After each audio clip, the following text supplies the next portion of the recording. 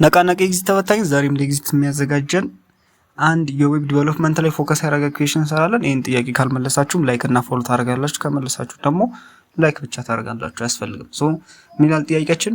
which client side scripting technique allow for loading a new content into a web page without a full page reload? A ajax, B json, C xml, D bootstrap። ስለዚህ መልሳችን ምንድን ነው? ኤ ነው ማለት ነው። አጃክ አይ ዶንት ኖ ምንድነው ፕሮናንሲዬሽኑ በትክክል በለው አለ አጃክ። ለምን አጃክ ሆነ? ምንድነው የሚለው? ስክሪፕቲንግ ቴክኒክ allow you to loading a new content into a web page without a full page reload ማለት ነው። ምን መሰላችሁ? ለምሳሌ አሁን ከ2005 በፊት ፌስቡክ ላይ አንድ ላይ ክሊክ ስታደርጉ ሙሉ ፔጁ ማለት ነው ሙሉ ፔጁ ሪፍሬሽ ያደርግ ነበር ሙሉ ፔጁ ማለት ነው።